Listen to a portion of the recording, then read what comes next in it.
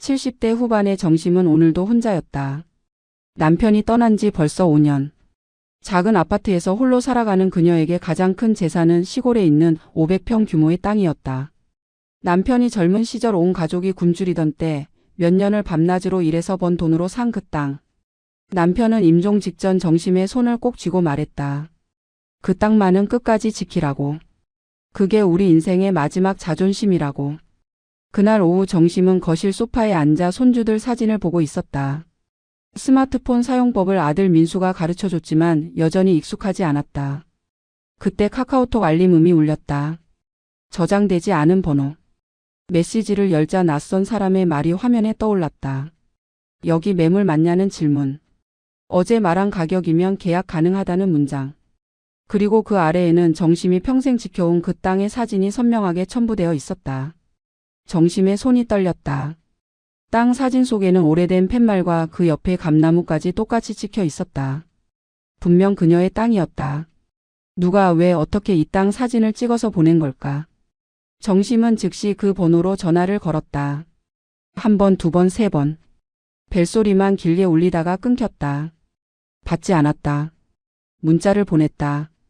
누구냐고 왜 이 사진을 보낸 거냐고 물었지만 답장은 오지 않았다. 불안감이 밀려왔다. 정심은 자리에서 일어나 방 안을 서성였다. 혹시 사기인가? 요즘 노인들을 상대로 한 보이스피싱이나 부동산 사기가 많다는 뉴스를 본 적이 있었다. 하지만 이건 단순한 사기치고는 너무 구체적이었다.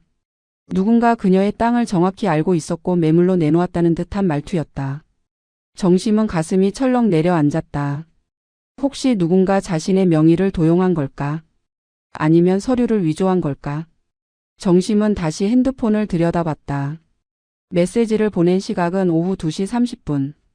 지금은 4시가 넘었다. 1시간 반 동안 아무 답도 없었다. 그녀는 손주들에게 전화를 걸까 고민했지만 아이들은 학교에 있을 시간이었다. 며느리 수진에게 전화할까도 생각했지만 괜히 소란스럽게 만들고 싶지 않았다. 혹시 오해일 수도 있으니까. 하지만 가슴 한편에서는 묘한 직감이 속삭였다. 이건 단순한 실수가 아니라고. 저녁이 되자 정심은 더 이상 참을 수 없었다. 그녀는 외투를 챙겨 입고 아들 민수의 집으로 향했다. 차로 10분 거리. 민수는 작은 회사에 다니는 사무직 직원이었고 수지는 전업주부였다. 두 손주 12살 아들과 9살 딸을 키우며 사는 평범한 가정. 정심은 그들이 경제적으로 넉넉하지 않다는 걸 알고 있었다. 전세 만기가 다가오는데 집값이 올라서 고민이라는 얘기도 들었다. 하지만 그렇다고 해서 이런 일을 벌일 리는 없다고 정심은 스스로를 다독였다. 아들 집 초인종을 누르자 수진이 문을 열었다. 평소와 다름없는 미소. 하지만 정심의 눈에는 그 미소가 조금 어색해 보였다. 기분 탓일까? 정심은 거실로 들어가 소파에 앉았다. 민수도 퇴근해서 집에 있었다. 정심은 핸드폰을 꺼내 그 메시지를 보여줬다. 아들과 며느리의 표정을 유심히 살폈다. 민수는 화면을 보더니 고개를 갸웃했다. 모르는데 뭐지 이거? 사기 아니야? 그의 목소리는 담담했다. 너무 담담해서 오히려 이상했다. 수지는 잠깐 얼어붙은 듯 굳었다가 이내 웃으며 말했다. 땅 사진이야 인터넷에 흔하게 떠돌죠. 누가 장난으로 보낸 거 아니에요. 별일 아닐 거예요. 그녀의 목소리는 일부러 밝았다. 너무 밝아서 거짓말처럼 들렸다. 정심은 두 사람의 눈을 번갈아 봤다. 뭔가 숨기고 있다는 느낌. 하지만 확신할 수는 없었다. 정심은 더 이상 묻지 않고 자리에서 일어났다. 그냥 확인차 들렀다고 걱정 끼쳐서 미안하다고 말하며 집을 나섰다. 집으로 돌아오는 길 정심의 머릿속은 복잡했다. 아들과 며느리의 반응이 계속 떠올랐다. 왜 저렇게 대수롭지 않게 넘어가려 했을까? 왜 수지는 순간 표정이 굳었을까? 정심은 잠을 이루지 못했다. 새벽까지 뒤척이다가 결심했다. 내일 직접 시골로 내려가서 확인하겠다고. 그 땅이 정말 매물로 나와 있는지 누가 올린 건지 알아내야 했다. 남편과의 약속을 지키기 위해서라도. 다음 날 아침 일찍 정심은 시외버스에 몸을 실었다. 시골까지는 2시간 반이 걸렸다. 창밖으로 스쳐가는 풍경을 보며 정심은 옛 기억을 떠올렸다. 남편과 함께 이 길을 몇 번이나 오갔던가. 땅을 사던 날 남편은 그녀의 손을 잡고 말했었다. 이제 우리도 뭔가 하나 제대로 된 걸 가졌다고. 언젠가 이 땅에 집을 짓고 살자고. 하지만 그 꿈은 이뤄지지 못했다. 남편은 집을 짓기 전에 세상을 떠났고 땅은 그대로 방치되어 있었다. 정심은 버스에서 내려 마을 입구로 걸어갔다. 오랜만에 찾은 시골은 여전히 조용했다. 몇몇 노인들이 마을 회관 앞에 앉아 있었고 개 짖는 소리만 멀리서 들렸다. 정심은 곧장 부동산 중개사무소로 향했다. 마을에는 딱 한 곳뿐이었다. 낡은 간판에 믿음부동산이라고 써 있었다. 문을 열고 들어서자 50대 중반쯤 되어 보이는 남자가 책상에 앉아 있었다. 중개사 박 사장이었다. 박 사장은 정심을 보더니 놀란 표정을 지었다. 어머니 어떻게 오셨어요? 정심은 의아했다. 자신을 아는 듯한 반응이었다.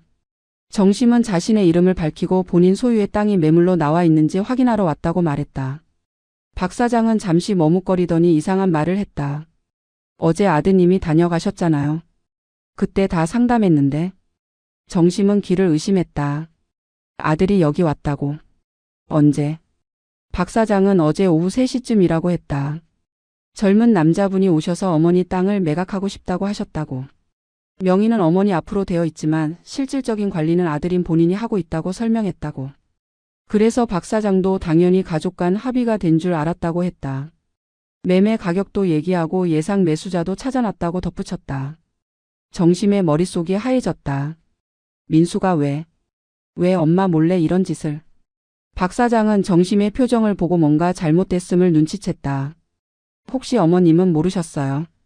동의 안 하신 거예요? 정심은 고개를 끄덕였다. 전혀 몰랐다고 아들이 왜 그런 짓을 했는지 모르겠다고 했다. 박 사장은 난처한 표정으로 말했다. 아드님이 서류도 준비하고 오셨다고. 등기부등본이랑 토지대장 사본까지. 그래서 본인도 진행 가능한 건으로 알았다고. 정심은 가슴이 무너지는 기분이었다. 아들이 서류까지 챙겨왔다는 건 이게 즉흥적인 행동이 아니라는 뜻이었다. 계획적이었다. 며칠 아니 몇 주 전부터 준비한 일이었다. 정심은 떨리는 목소리로 물었다. 혹시 며느리도 같이 왔냐고. 박 사장은 고개를 저었다. 아들 혼자 왔다고. 하지만 전화 통화하는 걸 봤는데 상대방이 여자 목소리였다고 덧붙였다. 아마 부인이었을 거라고. 정심은 더 이상 들을 수 없었다. 감사하다는 말을 남기고 중개사무소를 나왔다. 밖에 나오자 다리에 힘이 풀렸다. 길가 벤치에 주저앉아 한참을 멍하니 앉아 있었다. 주변에서 할머니들이 지나가며 수군거렸지만 정심은 들리지 않았다. 머릿속에서는 한 가지 생각만 맴돌았다. 왜 내 아들이 이런 짓을 한 거지? 돈이 필요하면 말을 하지. 왜 몰래 이렇게 하려 한 거지? 정심은 핸드폰을 꺼내 민수에게 전화를 걸었다. 한참 후에 민수가 전화를 받았다. 목소리는 평소처럼 담담했다. 왜 그래 엄마? 일 중인데? 정심은 차갑게 물었다. 어제 시골 부동산 갔었지. 민수는 순간 말을 잃었다. 침묵이 흘렀다. 그리고 이내 변명이 쏟아졌다. 그게 아니라 그냥 알아보기만 한 거라고. 엄마 땅이 지금 얼마 정도 하는지 궁금해서라고. 팔려고 한 게 아니라고. 하지만 정심은 알고 있었다. 그게 거짓말이라는 걸. 아들의 목소리에는 죄책감이 묻어 있었다. 정심은 전화를 끊었다. 더 이상 들을 수 없었다. 그녀는 자리에서 일어나 자신의 땅으로 걸어갔다. 10분쯤 걸으니 익숙한 풍경이 펼쳐졌다. 500평의 땅. 잡초가 무성하게 자라 있었고 경계를 표시하는 낡은 말뚝이 서 있었다. 정심은 그 땅 한가운데 서서 주변을 둘러봤다. 남편이 손수 심었던 감나무 한 그루. 벌써 20년도 더 된 나무였다. 가을이면 감이 주렁주렁 열렸었다. 정심은 그 자리에 주저앉아 울었다. 남편이 떠난 후 처음으로 참았던 눈물을 쏟아냈다. 평생을 지켜온 땅.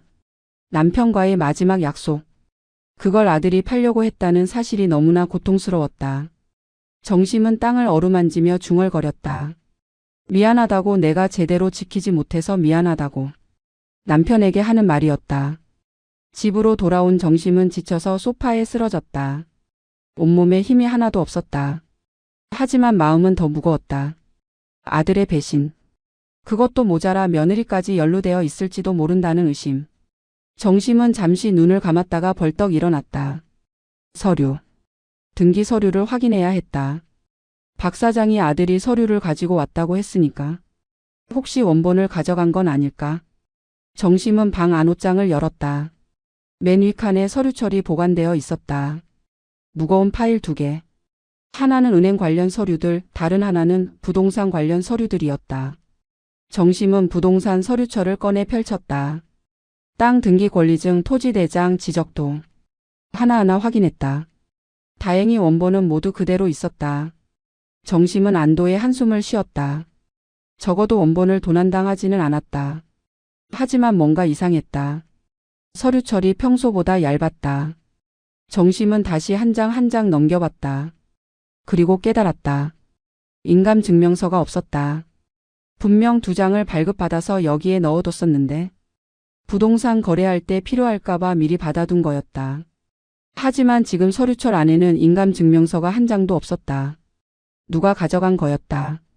정심의 머릿속에 며느리 수진의 얼굴이 떠올랐다. 작년 가을이었다. 수진이 집에 놀러 왔을 때 정심은 은행 업무를 부탁했었다. 예금 만기가 돼서 재해치를 해야 하는데 몸이 안 좋아서 은행에 못 간다고. 수진은 흔쾌히 도와주겠다며 서류철을 가져갔었다. 그리고 일주일 후에 돌려줬다.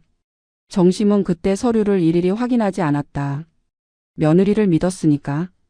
정심은 서류철을 뒤적이다가 맨 뒤쪽에서 작은 메모지를 발견했다. 노란색 포스트잇. 거기에는 볼펜으로 휘갈겨 쓴 글씨가 있었다. 지금 팔지 않으면 세금 손해 크다. 양도세 중과 전 처리. 정심은 그 글씨를 빤히 들여다봤다. 낯익은 필체였다. 수진의 글씨체였다. 정심은 수진이 보낸 문자 메시지들을 떠올렸다. 둥글둥글한 글씨. 이 메모와 똑같았다. 정심의 손이 떨렸다. 며느리가 이미 오래전부터 계획하고 있었다는 증거였다. 인감증명서를 몰래 챙기고 매각 시점까지 계산해뒀다. 정심은 메모지를 구겨 쥐었다. 배신감이 온몸을 휘감았다. 며느리를 친딸처럼 믿었는데 명절 때마다 용돈 챙겨주고 손주들 학원비까지 보태줬는데 그 며느리가 뒤에서 이런 짓을 하고 있었다니. 정심은 휴대폰으로 그 메모지를 사진으로 찍어뒀다. 증거를 남겨야 했다. 그리고 인감증명서 발급 내역을 확인하기 위해 동사무소 홈페이지에 접속했다. 공인인증서로 로그인하니 지난 1년간의 발급 내역이 떴다. 정심은 화면을 보고 경악했다. 작년 10월에 인감증명서 3장이 발급되어 있었다. 정심은 그때 한 장만 발급받았다. 나머지 2장은 누가 발급받은 걸까? 발급 장소를 확인하니 본인이 직접 방문한 게 아니라 대리인 발급이었다. 대리인 정보는 나와 있지 않았지만 정심은 알 수 있었다. 수진이 위임장을 위조해서 발급받은 거였다. 정심의 인감도장은 집 서랍에 보관되어 있었는데 수진이 열쇠를 알고 있었다. 청소 도와준다며 집에 들락거릴 때 몰래 도장을 찍어갔을 것이었다. 정심은 이 모든 사실을 정리하기 위해 노트에 적어 내려갔다. 작년 10월 인감증명서 위조 발급. 올해 초 서류철에서 인감증명서 실종. 어제 아들 민수가 부동산 중개사 방문. 오늘 메모지 발견. 모든 퍼즐이 맞춰지고 있었다. 며느리와 아들이 공모해서 정심의 땅을 팔려고 한 거였다. 그것도 본인 몰래. 정심은 분노가 치밀었다. 하지만 동시에 슬픔도 밀려왔다. 가족이라는 이름으로 이렇게 배신당할 줄은 몰랐다. 정심은 눈물을 닦으며 결심했다. 더 이상 당하고만 있을 수 없다고. 증거를 더 모아야 했다. 그리고 법적으로 대응해야 했다. 남편과의 약속을 지키기 위해서라도 이 땅만은 절대 넘겨줄 수 없었다. 정심은 컴퓨터를 켜고 인터넷 검색을 시작했다. 재산 명의 도용, 인감증명서 위조, 가족 간 재산 분쟁. 여러 키워드로 검색하며 정보를 모았다. 법무사 상담이 필요하다는 글들이 많았다. 정심은 메모지에 내일 할 일을 적었다. 법무사 사무실 방문, 인감증명서 사용 제한 신청, 아들과 며느리 대면. 마지막 항목을 적을 때 정심의 손이 떨렸지만 그녀는 굳은 표정으로 펜을 놓았다. 다음 날 아침 정심은 법무사 사무실 예약을 위해 전화를 걸고 있었다. 오전 10시에 상담이 잡혔다. 준비할 서류들을 챙기며 정심은 스스로를 다잡았다. 흔들리지 말자. 이건 내 땅이야. 남편이 지키라고 한 땅이야. 하지만 가슴 한편은 여전히 무너질 것 같았다. 아들의 얼굴이 자꾸 떠올랐다. 어렸을 때 학교 운동회에서 1등하고 달려오던 모습. 대학 합격하고 좋아하던 모습. 그 아들이 지금은. 그때 휴대폰이 울렸다. 모르는 번호. 정심은 심호흡을 하고 전화를 받았다. 상대방은 중년 남자의 목소리였다. 예의 바른 말투로 자신을 부동산 투자자라고 소개했다. 그리고 본론을 꺼냈다. 어머니 계약 조건 괜찮으시다고 들었는데요. 저희 쪽에서는 현금 일시불로 준비되어 있습니다. 언제 계약서 작성 가능하신지 여쭤보려고 연락드렸습니다. 정심은 기를 의심했다. 계약 조건이 괜찮다고. 누가 그런 말을 한 거지? 정심은 차분하게 물었다. 누구한테 그런 얘기 들었냐고. 상대방은 잠시 머뭇거리더니 대답했다. 아니 부동산 중개사무소에서 들었습니다. 박 사장님이 어머님께서 매각 의사가 있으시다고 해서. 정심은 그게 아니라고 말을 끊으려다가 상대방의 말실수를 눈치챘다. 며라고 하다가 말을 바꿨다. 며느리라고 하려던 거였다. 정심은 목소리를 낮추고 다그쳤다. 방금 며느리라고 하려던 거죠. 누가 연락한 겁니까? 상대방은 당황한 기색이 역력했다. 그게 제가 말을 잘못. 정심은 단호하게 말했다. 저는 그 땅을 팔 의사가 전혀 없습니다. 누가 뭐라고 했든 간에 제 동의 없이 진행된 일입니다. 다시는 연락하지 마세요. 상대방은 황급히 사과하며 전화를 끊었다.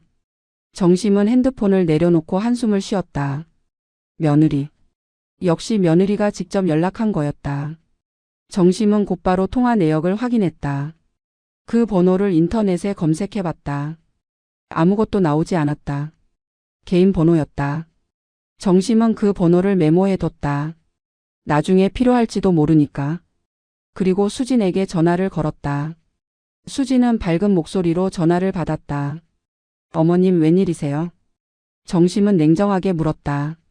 방금 부동산 투자자한테 전화 왔는데 네가 연락했다더라. 수진은 순간 말을 잃었다. 침묵이 흘렀다. 정심은 기다렸다. 수진이 어떤 변명을 늘어놓을지. 한참 후 수진은 떨리는 목소리로 답했다. 그게 어머님 오해세요?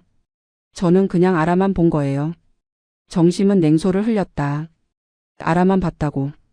계약 조건 괜찮다고 말한 게 알아만 본 거냐고. 수진은 더듬거렸다. 그건 제가 아니라 중개사가 잘못. 정심은 더 이상 듣고 싶지 않았다. 거짓말만 늘어놓는 며느리의 말을. 정심은 차갑게 말했다. 내일 우리 집으로 와. 민수도 데리고. 할 얘기가 있어. 그리고 일방적으로 전화를 끊었다. 수진이 뭐라고 말하려 했지만 정심은 듣지 않았다. 손이 부들부들 떨렸다. 분노 때문인지 슬픔 때문인지 구분이 안 됐다. 정심은 주방으로 가서 물을 한 잔 마셨다. 진정하려고 했지만 마음은 진정되지 않았다. 며느리가 아들이 함께 짜고 이런 짓을 했다는 게 믿기지 않았다. 정심은 결혼식 때를 떠올렸다. 수진이 시부모님 잘 모시겠다고 절하던 모습. 그게 다 거짓이었나? 처음부터 재산만 노리고 들어온 건가? 정심은 고개를 저었다. 아니야, 처음부터 그런 건 아니었을 거야. 어디선가부터 잘못된 거야. 핸드폰이 또 울렸다. 이번에는 민수였다. 정심은 받지 않았다. 계속 전화가 왔지만 정심은 받지 않았다. 문자가 왔다. 엄마 오해야. 우리 얘기 좀 하자. 정심은 문자를 지워버렸다. 무슨 오해? 증거가 다 있는데. 인감증명서를 몰래 발급받고 부동산에 가서 매각 상담하고 투자자에게 연락하고. 이게 오해인가? 정심은 거실 소파에 앉아 창밖을 바라봤다. 정심의 마음은 먹구름으로 가득했다. 평생을 가족을 위해 살았다. 남편이 죽고 나서도 아들을 위해 손주들을 위해 아껴가며 살았다. 연금에서 조금씩 떼어 용돈을 줬고 명절마다 고기를 사들고 갔다. 그런데 돌아온 건 배신이었다. 정심은 문득 이런 생각이 들었다. 내가 너무 만만하게 보였나? 정심은 이를 악물었다. 더 이상 당하지 않겠다고 다짐했다. 법무사 상담도 받고 필요하면 고소도 하겠다고. 이건 단순한 가족 싸움이 아니었다. 명예도용이고 사기였다. 오전 10시 정심은 법무사 사무실에 도착했다. 40대 중반의 여자 법무사가 맞아줬다. 정심은 그동안의 일들을 차근차근 설명했다. 인감증명서 도용, 부동산 상담, 투자자 연락까지. 법무사는 심각한 표정으로 들었다. 그리고 말했다. 이건 명백한 문서 위조와 사기 미수에 해당한다고. 가족이라고 해서 봐줄 문제가 아니라고. 법무사는 즉시 할 수 있는 조치들을 알려줬다. 먼저 인감증명서 사용 제한 신청을 해야 한다고. 그러면 앞으로는 정심 본인이 직접 신분증을 가지고 가지 않는 한 인감증명서가 발급되지 않는다고. 그리고 부동산 등기부에 가등기나 가압류를 넣어서 제3자가 함부로 거래하지 못하게 막을 수 있다고 했다.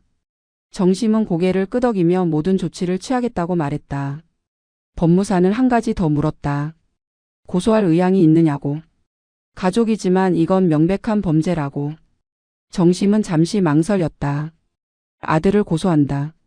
며느리를 고소한다. 상상만 해도 가슴이 찢어질 것 같았다.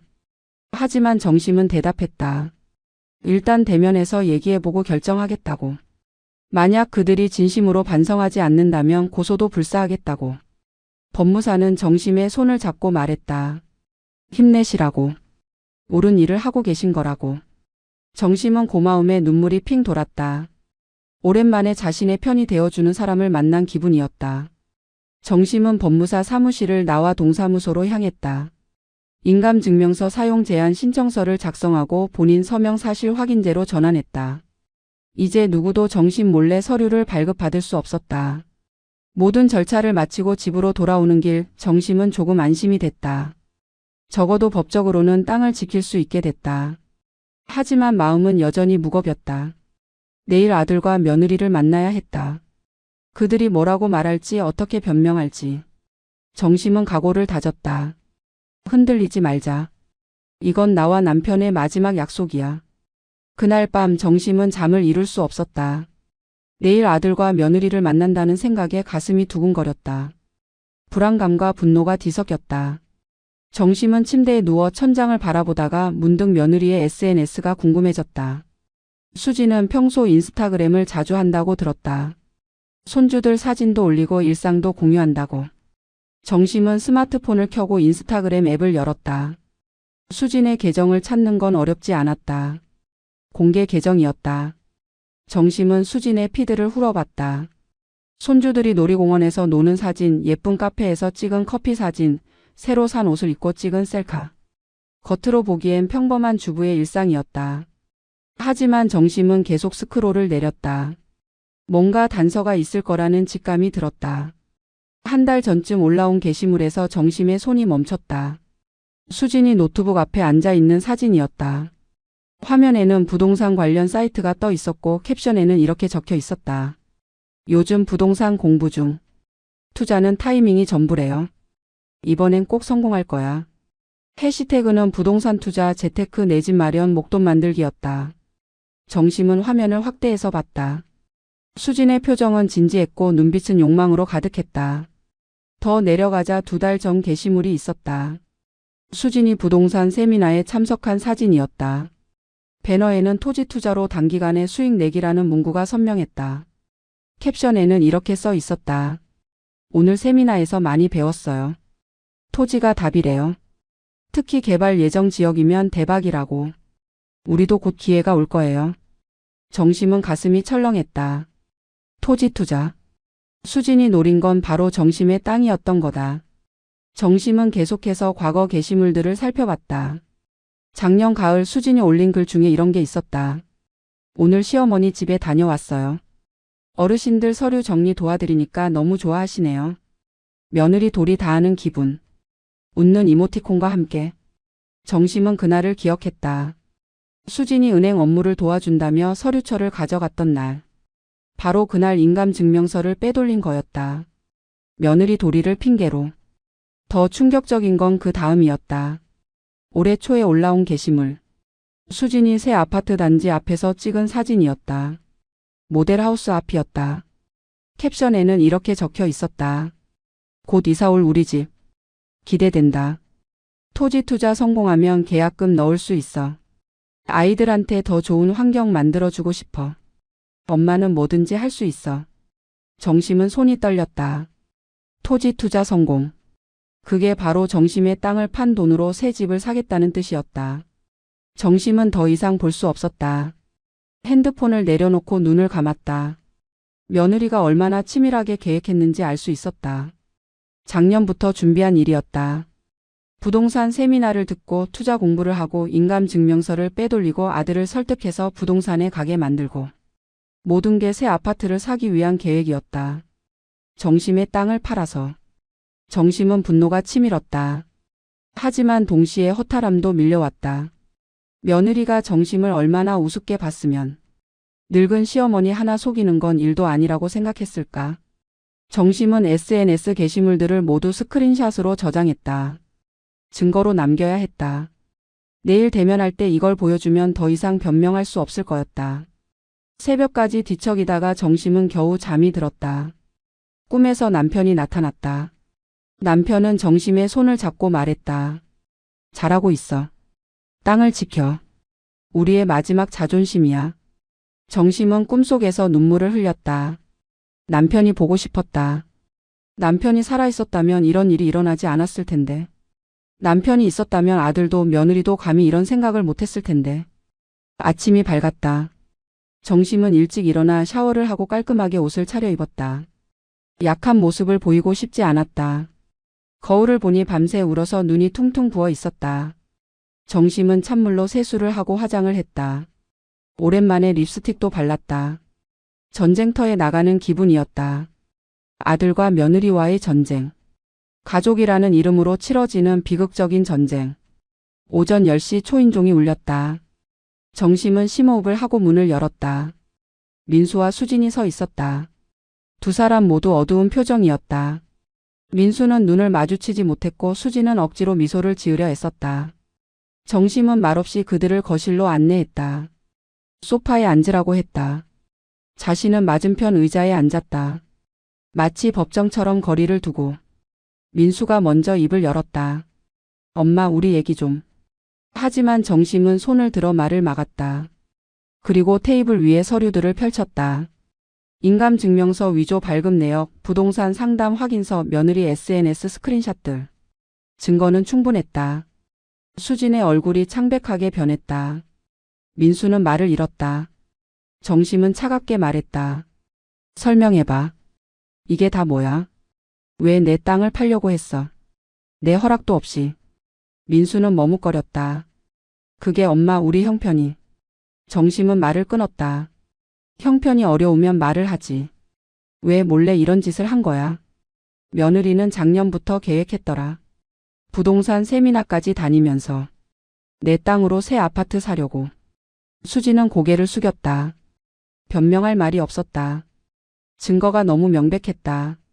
정심은 계속 말했다. 인감증명서를 몰래 발급받고 서류를 빼돌리고 투자자한테 연락하고. 이게 며느리가 할 짓이야. 내가 너를 친딸처럼 대했는데. 수지는 울먹이기 시작했다. 죄송해요, 어머님. 제가 잘못했어요. 하지만 정심은 냉정했다. 울면 용서받을 줄 알아?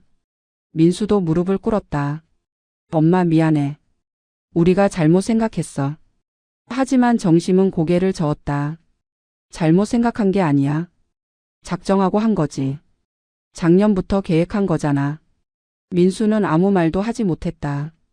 정심은 마지막으로 말했다. 나 혼자 사는 늙은 여자라고 만만하게 본 거지. 어차피 곧 죽을 거니까 미리 땅이나 챙기자고 생각한 거 아니야. 정심의 말에 두 사람은 고개를 들지 못했다. 정심은 서류들을 집어들었다. 그리고 말했다. 이제 이 땅은 절대 너희한테 안 줘. 내가 살아있는 동안은 내 맘대로 할 거야. 필요하면 팔아서 내가 쓸 거고 남으면 자선단체에 기부할 거야. 너희한테는 한 푼도 안 남겨줄 거야. 배신한 대가는 치러야지. 며느리와 아들을 집에서 내보낸 후 정심은 기진맥진했다. 온 힘을 다해 대면했던 시간. 그들의 울먹임도 사과도 정심의 마음을 돌리지 못했다. 배신의 상처는 너무 깊었다. 정심은 소파에 앉아 한참을 멍하니 있었다. 집은 너무 조용했다. 쥐 죽은 듯 고요했다. 정심은 문득 시골이 그리워졌다. 남편과 함께 걷던 그 땅이 다음 날 정심은 다시 시골로 향했다. 이번에는 이장님을 만나기 위해서였다. 마을의 모든 일을 꿰고 있는 이장님이라면 혹시 수상한 일을 목격하지 않았을까 하는 생각이 들었다. 이장님은 70대 초반의 건장한 남자였다. 마을에서 30년을 살아온 토박이였다. 정심은 마을 회관에서 이장님을 만났다. 이장님은 정심을 보자 반갑게 맞아줬다. 오랜만이라며 손을 덥석 잡았다. 정심은 차 한 잔을 대접받으며 본론을 꺼냈다. 혹시 최근에 본인 땅에 누가 다녀간 적 있냐고. 이장님은 고개를 끄덕였다. 그럼 며칠 전에 젊은 여자가 왔었다고. 정심은 기가 번쩍 뛰었다. 젊은 여자. 수진이었다. 이장님은 기억을 더듬으며 말했다. 일주일쯤 전이었다고. 서울에서 온 듯한 옷차림의 젊은 여자가 마을에 나타났다고. 처음에는 관광객인 줄 알았는데 정심의 땅 주변을 어슬렁거리더라고. 이장님이 뭐 하는 사람이냐고 물으니 그 여자는 시어머니 땅을 보러 왔다고 대답했다고. 며느리라고 했다고. 그래서 이장님도 의심 없이 땅 경계를 알려줬다고 했다. 정심은 가슴이 답답했다. 수진이 이미 현장 답사까지 다녀간 거였다. 이장님은 계속 말했다. 그 여자가 핸드폰으로 사진을 많이 찍더라고. 땅 경계도 찍고 주변 도로도 찍고 감나무도 찍고. 그리고 이것저것 물어봤다고. 이 땅이 개발 예정 지역이냐고, 도로가 확장된다는 얘기가 있냐고, 땅값이 얼마나 오를 것 같냐고. 이장님은 아는 대로 대답해줬다고 했다. 정심은 이를 악물었다. 수진이 얼마나 철저하게 조사했는지 알 수 있었다. 단순히 땅을 파는 게 목적이 아니었다. 최대한 비싸게 팔기 위해 시세 조사까지 한 거였다. 정심은 이장님에게 물었다. 그 여자가 또 뭐라고 했냐고. 이장님은 한참 생각하다가 말했다. 아, 맞다. 조만간 이 땅 주인이 바뀔 거라고 했다고. 매매 계약이 거의 끝났다고. 정심은 경악했다. 매매 계약이 거의 끝났다고. 수지는 이미 땅이 팔린 것처럼 행동하고 다녔던 거다. 이장님은 그래서 축하한다고 했다고. 땅을 좋은 가격에 파신다니 다행이라고. 그랬더니 그 여자가 웃으며 고맙다고 했다고. 마치 자기가 주인인 것처럼. 이장님은 지금 와서 생각해보니 뭔가 이상했다고 덧붙였다. 정심씨가 땅을 판다고 하면 먼저 마을 사람들에게 얘기할 텐데 아무 소리도 없었으니까. 정심은 이장님에게 사실을 털어놨다. 자신은 땅을 팔 생각이 전혀 없었다고. 며느리가 몰래 진행한 일이라고. 이장님은 깜짝 놀랐다. 뭐라고? 그럼 사기 아닌가? 정심은 고개를 끄덕였다.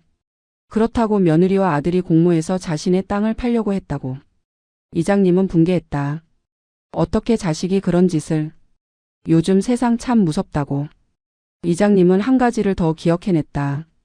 그 여자가 마을 부동산에도 들렀다고. 박 사장한테 가서 한참 얘기하더라고. 이장님이 지나가다가 봤다고. 여자가 서류 같은 걸 보여주면서 뭔가 설명하고 박 사장은 고개를 끄덕이고. 아마 매매 조건을 논의했을 거라고. 정심은 모든 퍼즐이 맞춰지는 기분이었다. 수지는 정말 치밀했다. 현장 답사, 시세조사, 중개사 상담까지. 한치의 빈틈도 없이 준비했다. 정심은 이장님에게 부탁했다. 혹시 그 여자가 또 오면 즉시 연락 달라고. 그리고 절대 어떤 정보도 주지 말라고. 이장님은 알았다며 고개를 끄덕였다. 그리고 정심에게 조심하라고 당부했다. 요즘 자식들이 부모 재산 노리고 별짓을 다 한다고. 특히 며느리 사위가 끼면 더 무섭다고. 정심은 쓴 웃음을 지었다. 이미 당한 후였으니까. 마을 회관을 나온 정심은 자신의 땅으로 걸어갔다. 10분쯤 걸으니 익숙한 풍경이 펼쳐졌다. 하지만 이제는 그 땅이 예전 같지 않았다. 며느리가 사진을 찍으며 돌아다닌 그 땅. 돈으로만 계산한 그 땅. 정심은 땅 한가운데 서서 주변을 둘러봤다. 감나무 아래에는 수진의 발자국이 남아있는 것 같았다. 흙바닥에 희미하게 찍힌 운동화 자국들. 정심은 주저앉아 흙을 한 옴큼 쥐었다. 남편과 함께 지키려던 이 땅. 이제는 전쟁터가 되어버렸다. 가족과의 전쟁. 피를 나눈 아들 며느리와의 싸움. 정심은 눈물이 났다. 왜 이렇게 됐을까? 돈이 사람을 이렇게 변하게 만드는 걸까? 가족보다 돈이 더 중요한 걸까? 정심은 한참을 그 자리에 앉아 울었다. 해가 지기 시작했다. 정심은 자리에서 일어나 마을버스 정류장으로 걸어갔다. 버스를 기다리는 동안 핸드폰을 꺼내 메시지를 확인했다. 민수에게서 여러 통의 문자가 와 있었다. 엄마 미안해. 다시 한번 기회를 줘. 우리 잘못했어. 하지만 정심은 답장하지 않았다. 미안하다는 말로 지워지지 않는 상처들이 있었다. 서울로 돌아온 정심은 며칠 동안 집 밖을 나가지 않았다. 아들과 며느리에게서 계속 연락이 왔지만 모두 무시했다. 전화도 받지 않았고 문자도 읽지 않았다. 정심은 혼자만의 시간이 필요했다. 생각을 정리할 시간. 앞으로 어떻게 해야 할지 결정할 시간. 거실 소파에 앉아 멍하니 창밖을 바라보는 시간이 많아졌다. 일주일쯤 지났을까? 정심은 문득 아들 집에 두고 온 물건이 생각났다. 손주 생일 선물로 사둔 책이었다. 며칠 후가 손주 생일이었는데 그 책을 아들 집 서랍에 넣어뒀던 기억이 났다. 정심은 고민했다. 지금 아들 집에 가는 게 맞을까? 하지만 손주는 죄가 없었다. 아이들까지 미워할 수는 없었다. 정심은 외투를 챙겨 입고 아들 집으로 향했다. 다행히 아무도 없었다. 민수는 회사에 있을 시간이고 수지는 아이들 학원 데려다 주러 나간 듯 했다. 정심은 예비키로 문을 열고 조용히 들어갔다. 거실은 어질러져 있었다. 설거지가 쌓여 있고 빨래가 소파에 널려 있었다. 평소 깔끔한 수진답지 않았다. 아마 요즘 스트레스 때문에 집안일을 제대로 못하는 듯 했다. 정심은 손주 방으로 가서 서랍을 열었다. 책이 그대로 있었다. 정심은 책을 꺼내며 손주의 얼굴을 떠올렸다. 순수하게 웃는 아이의 얼굴. 이 아이들은 어른들의 싸움과는 무관했다. 정심은 책을 가방에 넣고 방을 나오려다가 멈췄다. 건너편 안방 문이 살짝 열려 있었고 그 안에서 프린터 소리가 들렸다. 아니, 프린터가 켜져 있을 리 없는데. 정심은 안방으로 다가갔다. 문을 열자 책상 위 프린터에 전원 표시등이 켜져 있었다. 누군가 급하게 나가느라 끄지 못한 듯 했다. 프린터 출력함에는 종이 몇 장이 놓여 있었다. 정심은 무심코 그 종이들을 집어들었다. 그리고 첫 장을 보는 순간 몸이 굳었다. 토지 매매 계약서라는 제목이 선명하게 인쇄되어 있었다. 정심은 손이 떨리는 걸 느끼며 계약서를 읽어 내려갔다. 매도인 란에는 본인의 이름이 또박또박 적혀 있었다. 주민등록번호까지. 매수인 란에는 비공개라고 표시되어 있었다.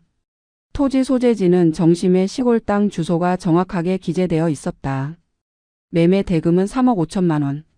계약금 3,500만 원, 잔금 3억 1,500만 원. 계약 일자는 다음 주 월요일로 되어 있었다. 정심의 심장이 쿵쾅거렸다. 이건 단순한 상담이나 알아보기가 아니었다. 계약서까지 만들어 놓은 거였다. 실제로 계약을 진행하려던 거였다. 정심은 다음 장을 넘겼다. 특약사항이 빼곡하게 적혀 있었다. 매도인은 토지에 대한 모든 권리를 포기한다. 제3자에 의해 제기가 없음을 보증한다. 매매 대금 지급 즉시 소유권 이전 등기에 협조한다. 법률 용어들이 나열되어 있었다. 정심은 마지막 장을 봤다. 서명란이 있었다.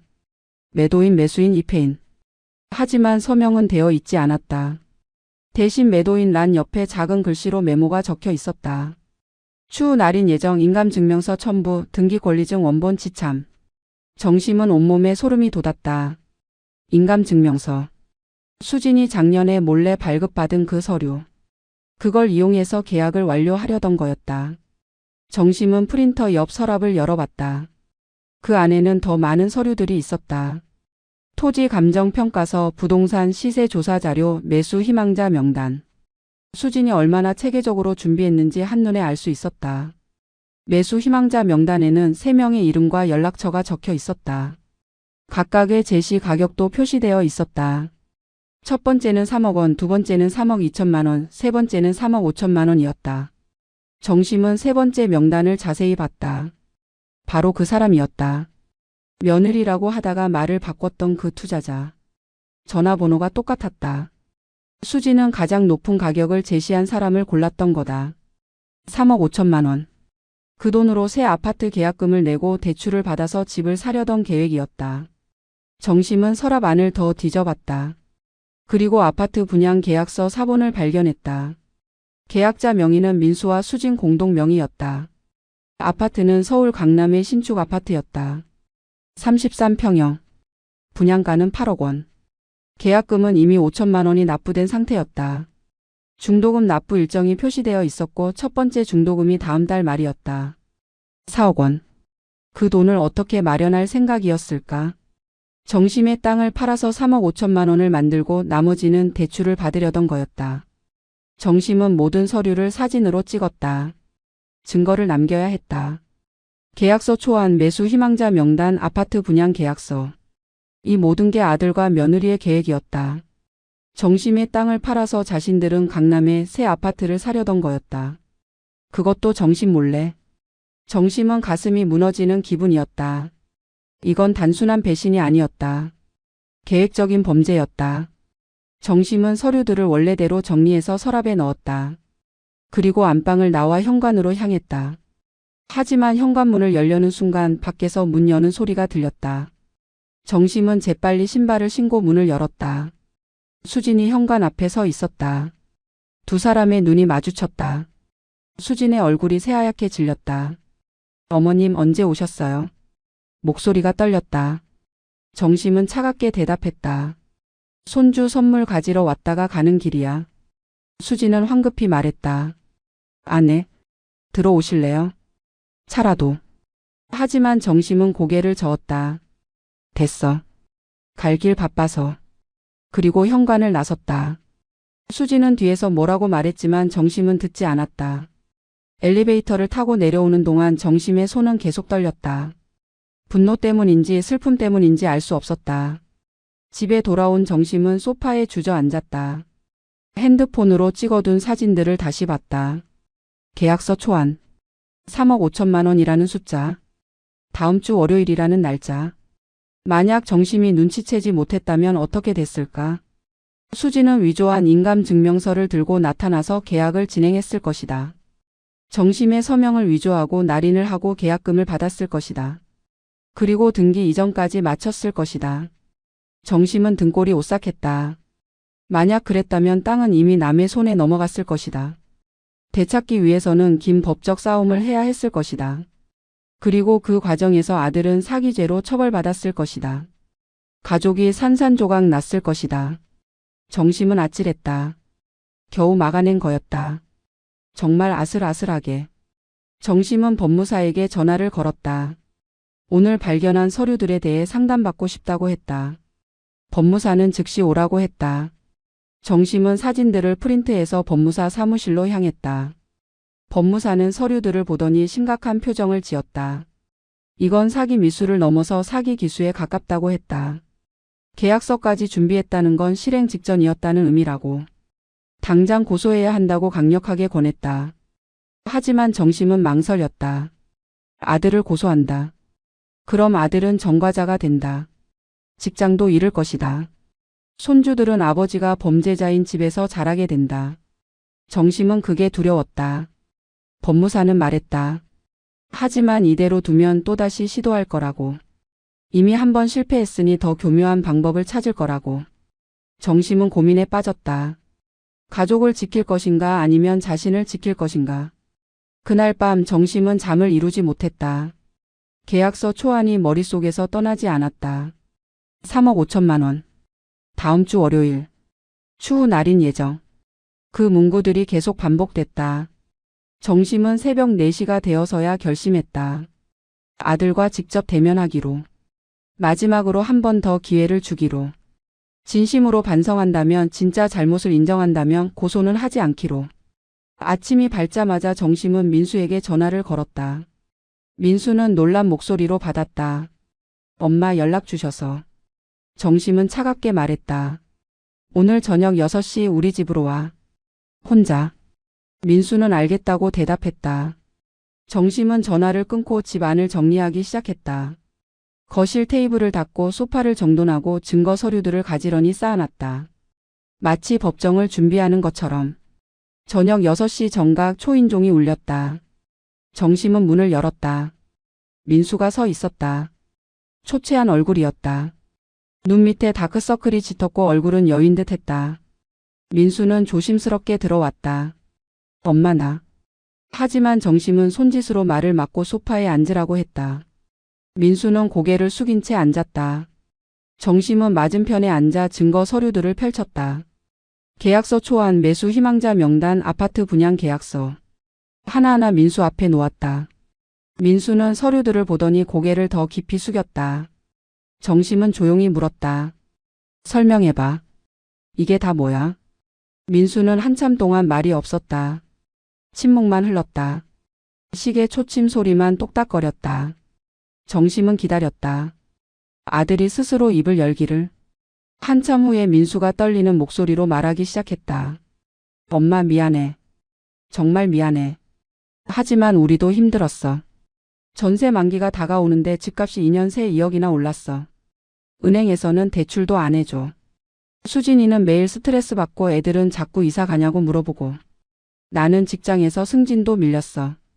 월급은 그대로인데 물가는 계속 오르고. 매달 적자야 엄마. 민수는 말을 이었다. 그러다가 수진이가 말했어. 어머니 땅이 있지 않냐고. 그 땅이 지금 시세로 3억은 넘게 받을 수 있대. 그 돈이면 우리가 집을 살 수 있다고. 어차피 나중에 내가 물려받을 땅이니까 지금 팔아도 상관없지 않냐고. 정심은 차갑게 물었다. 그래서 내 허락도 없이 이런 짓을 한 거야. 민수는 고개를 숙였다. 엄마한테 말하면 안 된다고 할 것 같아서. 정심은 분노가 치밀었다. 안 된다고 하니까 몰래 한 거구나. 그게 자식이 할 짓이야. 민수는 변명을 늘어놓기 시작했다. 하지만 엄마도 이해해줘. 우리 형편이 얼마나 어려운지. 애들 학원비만 한 달에 100만 원이야. 관리비, 생활비, 카드값. 월급은 다 나가고 남는 게 없어. 수진이는 일을 하고 싶어도 애들 봐야 하니까 못해. 나는 야근하고 주말에도 일하지만 돈은 모이질 않아. 정심은 냉정하게 말했다. 그래서 엄마 땅을 훔치려고 한 거야. 훔치는 거랑 다를 게 뭐야? 민수는 얼굴을 들었다. 훔치는 게 아니야. 어차피 내가 물려받을 거잖아. 조금 일찍 받는 거지. 정심은 소리쳤다. 누가 너한테 준다고 했어. 내가 언제 그런 말 했어. 민수는 당황했다. 하지만 엄마 나 외에 누가 있어. 당연히 내가 받는 거 아니야. 정심은 차갑게 웃었다. 당연한 게 어디 있어. 내가 살아있는데 내 재산을 내 맘대로 정해. 민수는 목소리를 높였다. 엄마 그럼 나한테 안 줄 거야. 평생 아들로 살았는데. 효도하려고 애썼는데. 정심은 비웃었다. 효도. 이게 효도야. 엄마 몰래 땅 팔려고 한 게 효도야. 인감증명서 위조한 게 효도야. 민수는 말문이 막혔다. 정심은 계속 말했다. 너는 한 번도 내 입장은 생각 안 했지. 그 땅이 나한테 뭔지. 내 아버지랑 나한테 얼마나 소중한 곳인지. 내 아빠가 몇 년을 굶어가며 모은 돈으로 산 땅인지. 너한테는 그냥 돈이지. 3억 5천만 원짜리 돈. 하지만 나한테는 평생이야. 내 아빠와의 약속이야. 민수는 울먹이기 시작했다. 엄마 미안해. 내가 잘못 생각했어. 하지만 우리 정말 힘들어. 이대로 가면 우리 거리로 나앉아. 애들이 전학 가야 돼. 수진이는 요즘 우울증 약 먹어. 나도 회사에서 버티기 힘들어. 정말 막다른 골목이야 엄마. 정심은 차갑게 대답했다. 그래서 엄마 등골을 빼먹으려고 한 거야. 내가 만만해 보였나 봐. 민수는 고개를 저었다. 아니야 엄마. 그게 아니라. 하지만 정심은 말을 끊었다. 됐어. 더 이상 듣고 싶지 않아. 정심은 서류들을 집어들었다. 그리고 말했다. 이 서류들 가지고 경찰서 갈 수도 있어. 너 사기 미수로 고소할 수도 있어. 그럼 넌 전과자야. 직장도 잃고 애들도 아빠 없이 크는 거야. 민수는 창백해졌다. 엄마 제발. 그건 안 돼. 정심은 계속 말했다.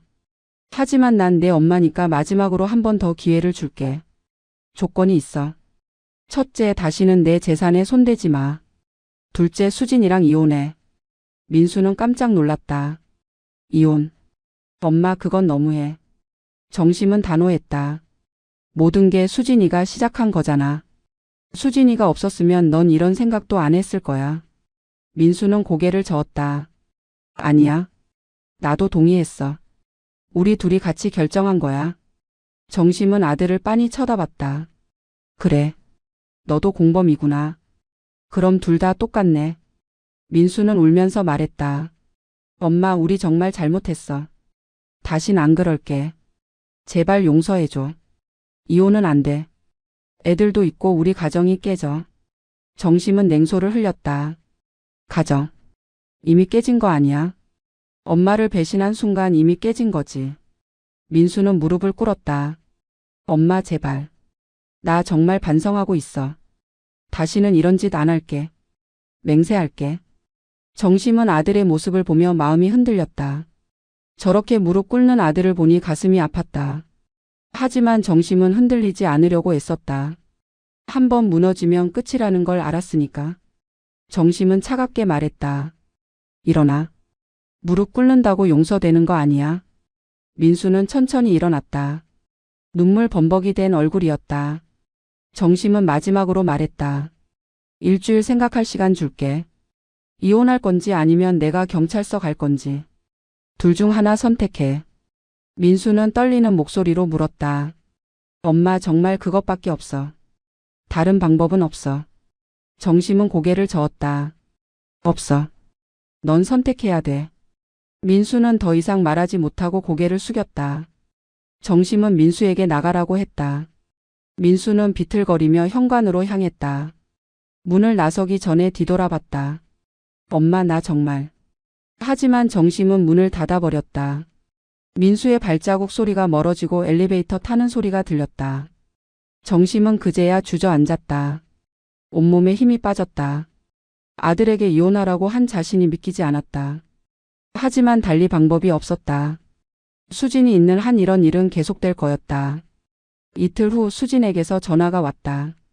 정심은 받지 않으려다가 결국 받았다. 수진의 목소리는 울먹이고 있었다. 어머님, 저예요. 잠깐만 시간 내주세요. 정심은 차갑게 대답했다. 할 말 없어. 수진은 다급하게 말했다.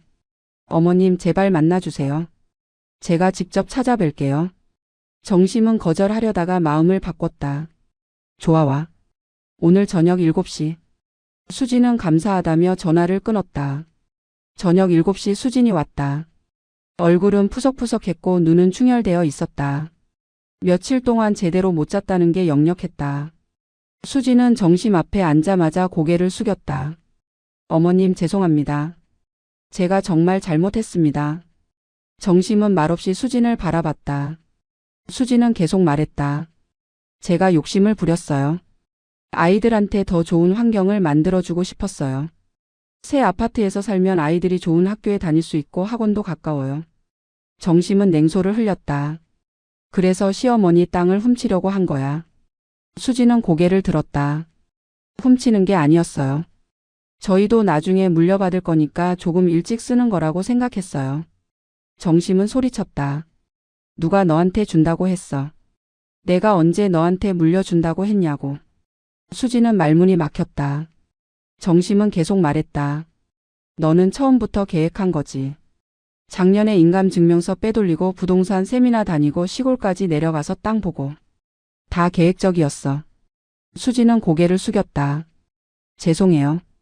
제가 너무 조급했어요. 우리 형편이 정말 어려워서요.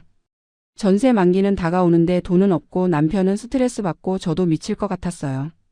그러다 보니 그런 생각을 하게 됐어요. 정심은 차갑게 물었다. 그럼 내 입장은 생각 안 했어. 그 땅이 나한테 뭔지는.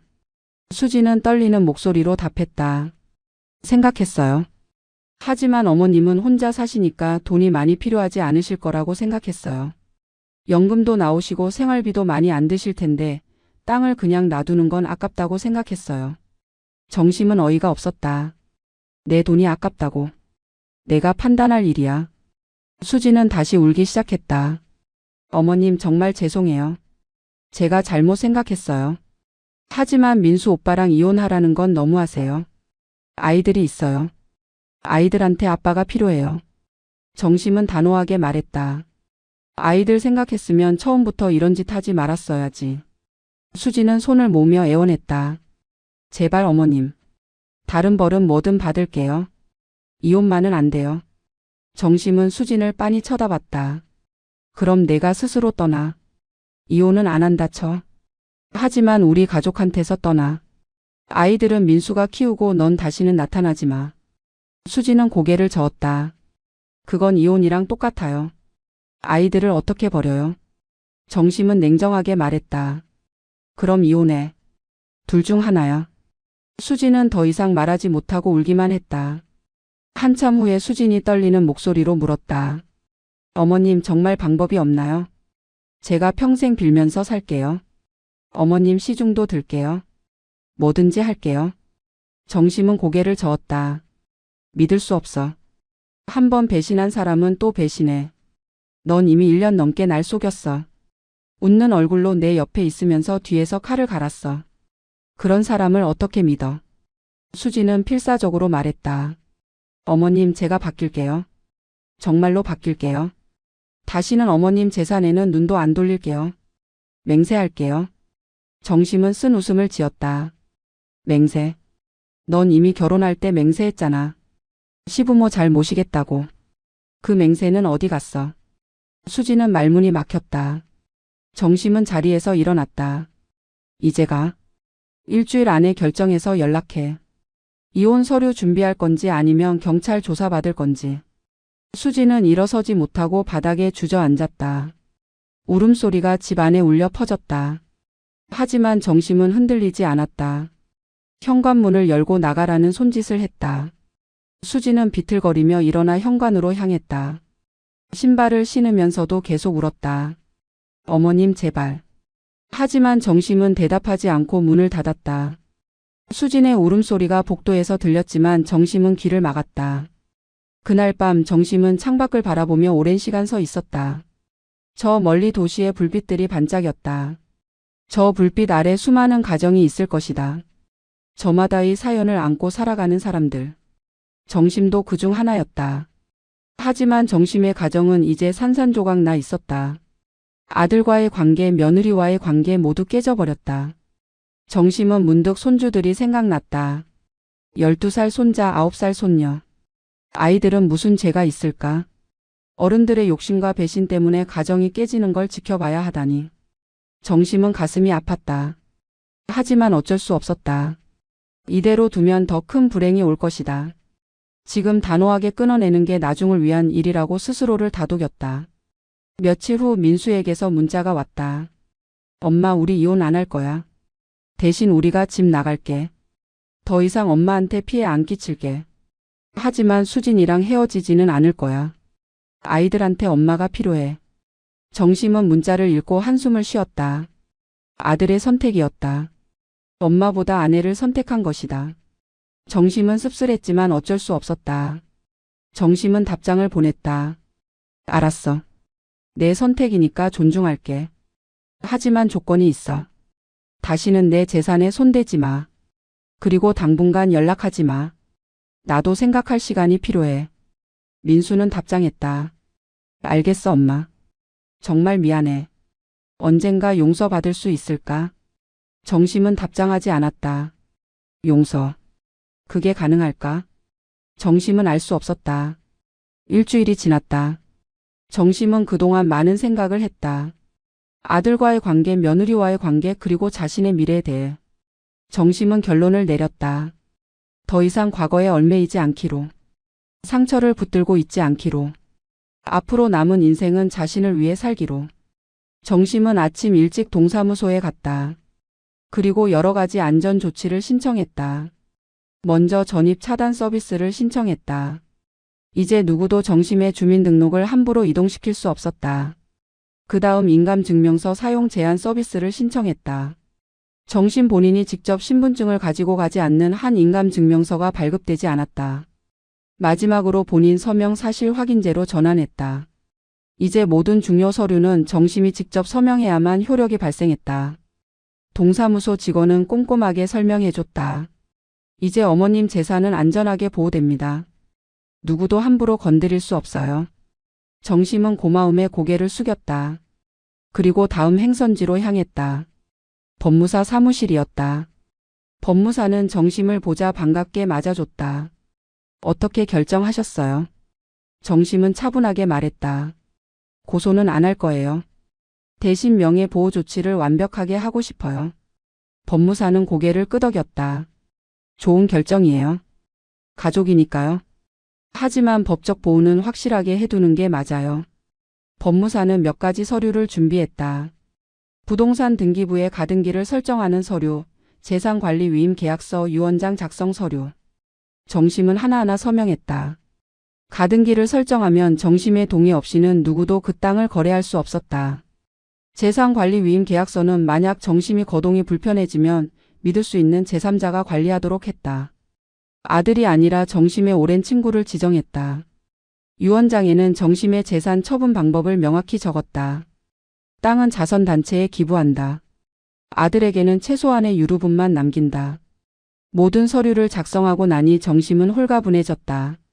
이제 더 이상 걱정할 필요가 없었다. 누구도 정심의 재산을 탐낼 수 없었다. 법무사는 정심의 손을 잡고 말했다. 잘하셨어요. 당신의 인생이에요. 당신이 결정할 권리가 있어요.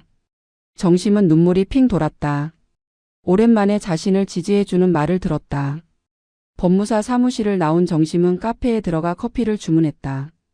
창가 자리에 앉아 커피를 마시며 거리를 바라봤다. 사람들이 분주하게 오갔다. 저마다의 삶을 살아가는 사람들.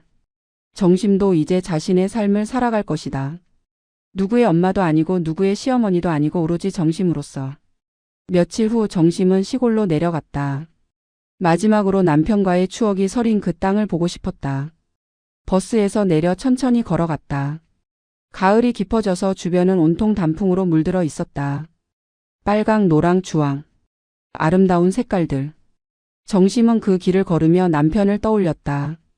여기서 함께 걷던 날들. 손을 잡고 미래를 꿈꾸던 시간들. 땅에 도착하자 감나무에 감이 주렁주렁 열려 있었다. 붉게 익은 감들. 정심은 감나무 아래 서서 하늘을 올려다봤다. 구름 한 점 없는 맑은 하늘. 정심은 중얼거렸다. 여보, 나 땅 지켰어. 우리 약속 지켰어. 아무한테도 안 빼앗겼어. 바람이 불어와 나뭇잎을 흔들었다. 마치 남편이 대답하는 것 같았다. 정심은 땅 한가운데 앉았다. 흙을 한 웅큼 쥐었다. 따뜻했다. 햇볕을 받아 따뜻해진 흙. 정심은 그 흙을 천천히 흩뿌렸다. 그리고 다짐했다. 이 땅은 내가 지킬 거야. 나 살아있는 동안은 절대 넘겨주지 않을 거야. 내가 죽으면 좋은 곳에 쓰일 거야. 가난한 아이들을 위해, 어려운 사람들을 위해. 정심은 자리에서 일어나 마을로 돌아왔다. 이장님을 만나 인사했다. 이장님은 반갑게 맞아주며 밥이라도 먹고 가라고 했다. 정심은 사양하며 말했다. 다음에 올게요. 자주 올 거예요. 이장님은 좋다며 웃었다. 언제든 오세요. 이 땅은 어머님 땅이니까. 정심은 고마움에 고개를 숙였다. 버스를 타고 서울로 돌아오는 길 정심은 핸드폰을 꺼냈다. 낯선 번호로 온 그 첫 메시지. 며칠 전 일 같은데 벌써 한 달이 지났다. 한 달 동안 정심의 삶은 완전히 바뀌었다. 가족과의 관계, 재산에 대한 생각, 자신의 미래에 대한 계획. 모든 게 달라졌다. 정심은 그 낯선 번호에게 마지막 메시지를 보냈다. 그 땅은 판매하지 않습니다. 앞으로도 판매하지 않을 것입니다. 다시는 연락하지 마세요. 그리고 혹시 누가 다시 연락하더라도 절대 응하지 마세요. 그 땅의 주인은 저 하나뿐입니다. 메시지를 보내고 나니 후련했다. 이제 정말로 끝이었다. 집에 도착한 정심은 거실 소파에 앉아 창밖을 바라봤다. 해가 지고 있었다. 노을이 아름다웠다. 붉은 하늘, 주황빛 구름. 정심은 그 노을을 보며 미소 지었다. 이제 시작이었다. 새로운 삶의 시작. 누구에게도 휘둘리지 않는 자신만의 삶.